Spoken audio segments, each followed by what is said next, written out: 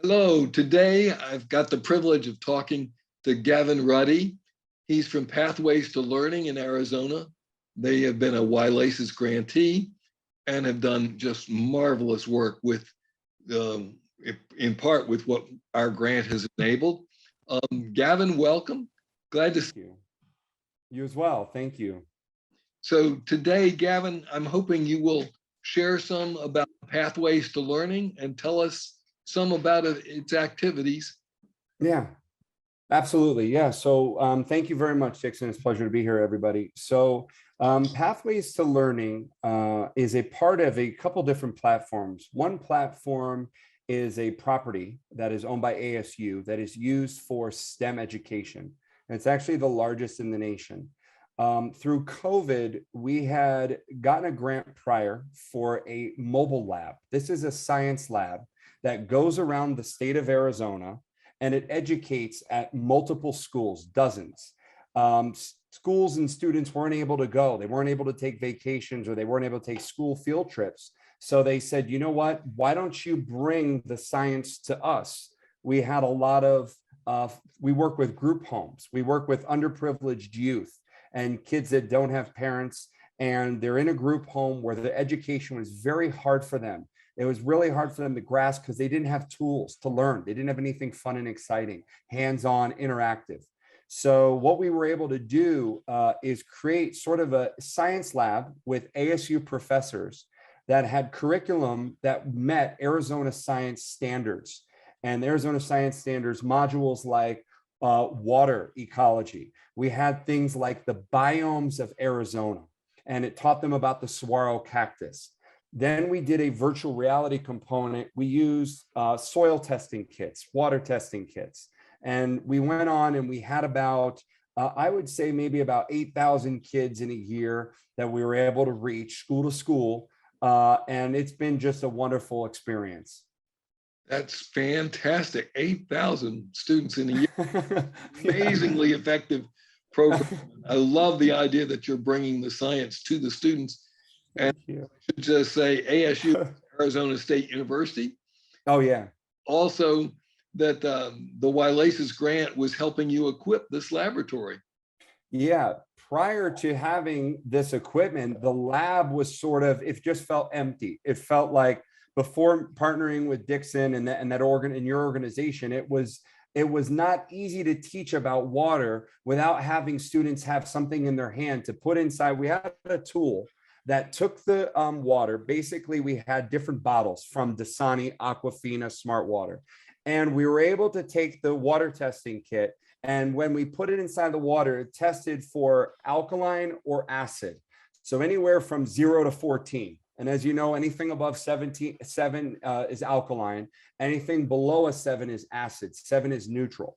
So what we were able to do was we were able to educate the students on how important water is for drinking, how important water is even for vegetables and fruit.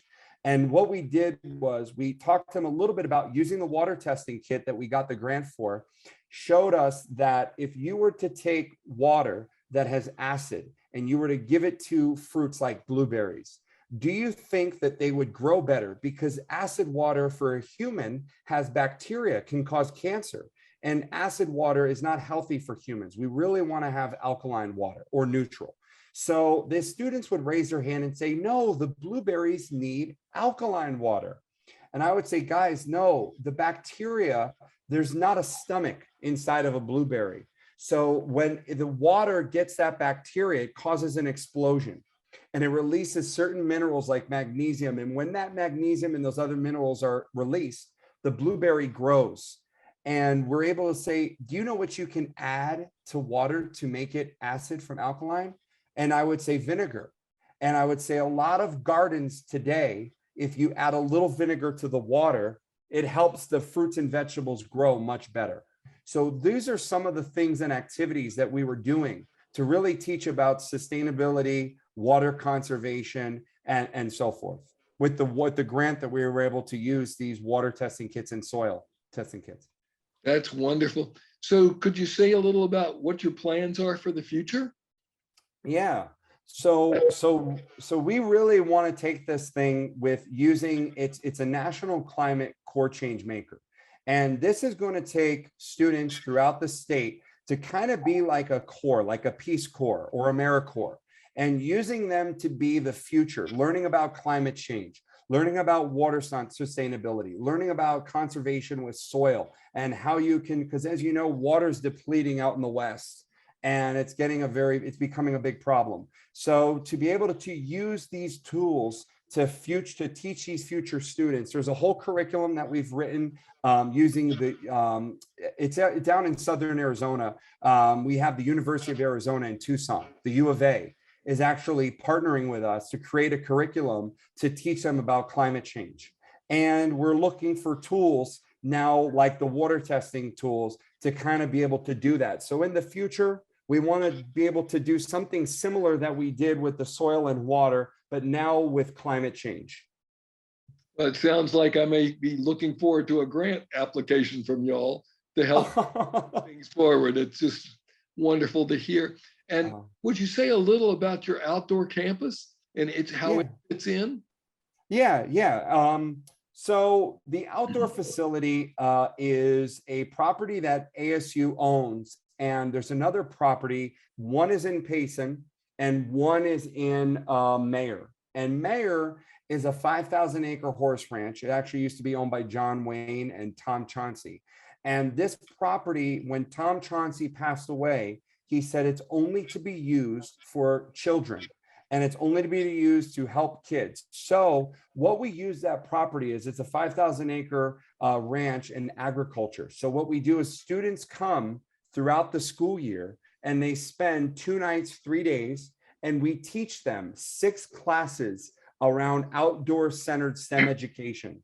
And then the other camp is used to teach canyons, geology, fossils, and that sort of thing. Up in Payson, that's owned by ASU. And we've been doing that for about 12 years. And again, the number, like we're partnered with about 40 schools, 40 different elementary, middle school, and high school come up. Fantastic. Well, it's wonderful to talk to you, and it's wonderful to hear about all the exciting work that's going on there in Arizona. Thank you so much. Dixon, thank you. You guys, we just, from the bottom of our hearts, you made this whole dream come true. And it really wasn't anything before we were able to incorporate what you guys were able to do with this grant. So we're just thankful. Thousands of kids are thankful. So many kids have come up and said, I want to be a scientist. This changed my life. I've never had anything more fun in school, all the school year. The kids have come out and said the experience inside this lab has been their greatest experience. So thank you. Well, we're glad that there are people like you doing the work and that who can benefit from our small grants. Thank you. All the best. All the best.